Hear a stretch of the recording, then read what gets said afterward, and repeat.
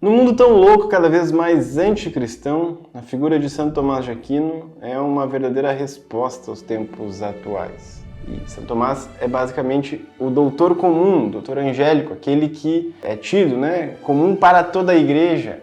É o doutor da igreja mais recomendado, mais citado em documentos papais. E nós temos aí, especialmente nos últimos 2 séculos, inúmeros papas convidando, toda a igreja a olhar para a doutrina de Santo Tomás de Aquino. Santo Tomás teve em sua Suma Teológica um grande ponto ápice, talvez, da doutrina cristã, especialmente em matéria de ensinamento e de resumo de toda essa doutrina. E nós temos a Suma ao lado da Sagrada Escritura no Concílio de Trento, como um livro que a gente chama semi-inspirado pelo Espírito Santo, uma carta magna. Então, Santo Tomás ele é o grande doutor da igreja. Talvez não seja o maior, talvez seja esse tipo de discussão que a gente não vai entrar aqui, mas o ponto é, ele é considerado o doutor de toda a igreja, doutor comum. E por quê? Justamente porque ele traz na sua pessoa, nos seus escritos, na sua obra, na sua santidade,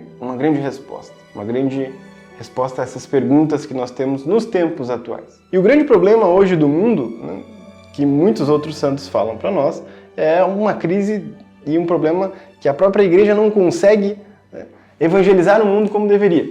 E essa capacidade da igreja guiar o mundo, ela se dá basicamente a partir do ensinamento, do testemunho de vida. Porque veja só, a loucura atual, ela obviamente se manifesta de diversos modos e nós temos aí grandes problemas morais, éticos sendo recorrentes na nossa sociedade. Essas questões morais, ou até mesmo as questões sociais, políticas, elas são inferiores às questões mais importantes, que são as questões intelectuais, as ideias, porque são das ideias que vêm, então, as grandes maldades. O não do demônio, o não de Satanás a Deus foi um não intelectual, um não serviam, basicamente que se deu não de um modo puramente moral, não, foi uma negação intelectual e por isso irreversível do próprio Deus.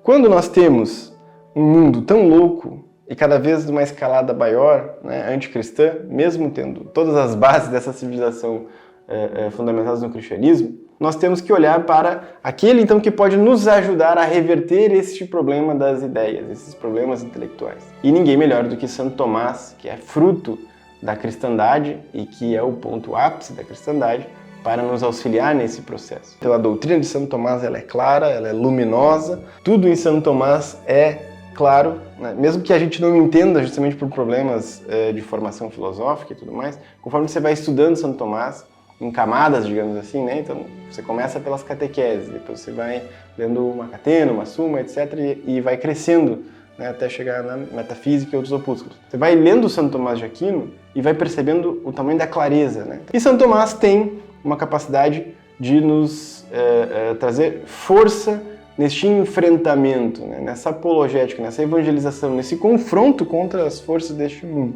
Ou seja, Santo Tomás não estava preocupado com este mundo e por isso enfrentava ele de modo desapegado e caridoso, que é como nós devemos também enfrentar este mundo, ou como nós podemos enfrentar este mundo, justamente porque a esperança cristã, ela trabalha aqui, mas ela não tem como alvo o aqui, o agora, Ela tem como alvo o que está por vir. Então, fica aqui o nosso convite, por isso nós estamos editando Santo Tomás de Aquino, para levar até a sua casa, as catequeses de Santo Tomás, de você ler Santo Tomás, não tenha medo, tenha essa coragem.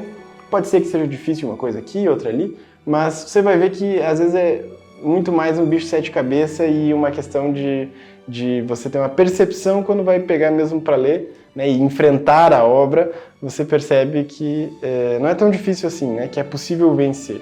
Isso também nos forma como leitores, ou seja, ler diferentes autores em graus de dificuldade diferentes também forma a nossa inteligência e nos traz uma capacidade maior, pelo inteligir, de se educar e educar os outros, E essa educação envolve também o amor, porque a gente se educa também para amar.